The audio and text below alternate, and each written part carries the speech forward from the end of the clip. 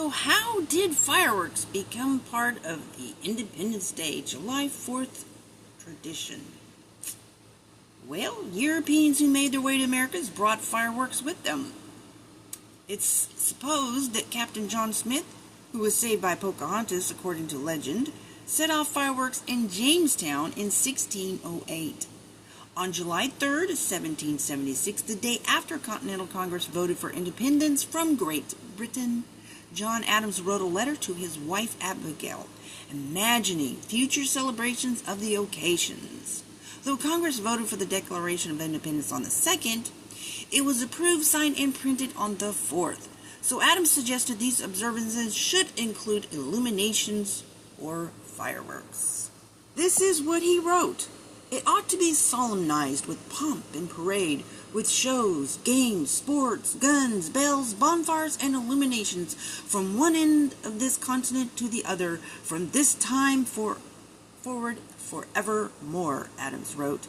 And the following year, one of the first organized July 4th celebrations was held in Philadelphia and included a fireworks display.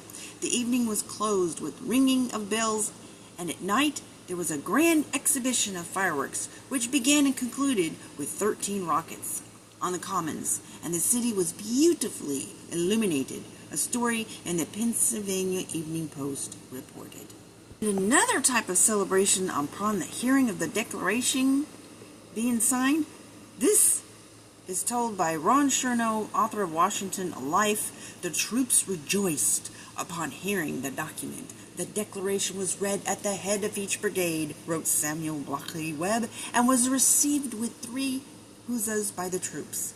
Reading of the document led to such uproarious enthusiasm that soldiers sprinted down Broadway afterward and committed an act of vandalism. They toppled the equestrian statue of George III at Bowling Green, decapitating it, then parading the head around town to the lifting beat of fifes and drums. This is an image revealing that celebration. And in fact, in 1776, birthday celebrations for King George III were replaced with mock funerals and protests.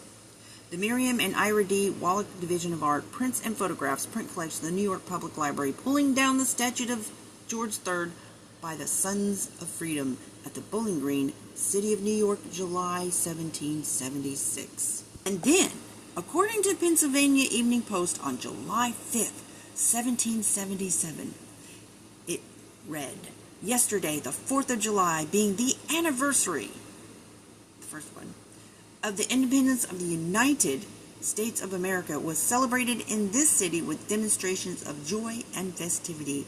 About noon, all the armed ships and galleys in the river were drawn up before the city, dressed in the gayest manner with the colors of the United States and streamers displayed. At 1 o'clock, the yards being properly manned, they began the celebration of the day by a discharge of 13 cannon from each of the ships and 1 from each of the 13 galleys in honor of the 13 United States. The evening was closed with the ringing of bells, and at night there was a grand exhibition of fireworks, which began and concluded with 13 rockets on the Commons, and the city was beautifully illuminated. And in Boston, that same day, Colonel Thomas Craft of the Sons of Liberty is said to have fired off fireworks and shells over Boston Common. And the irony is that only Massachusetts bans all forms of consumer fireworks, according to the American Pyrotechnics Association. Every other state and the District of Columbia allow the sale of some or all types of fireworks. According to the APA, fireworks remain popular.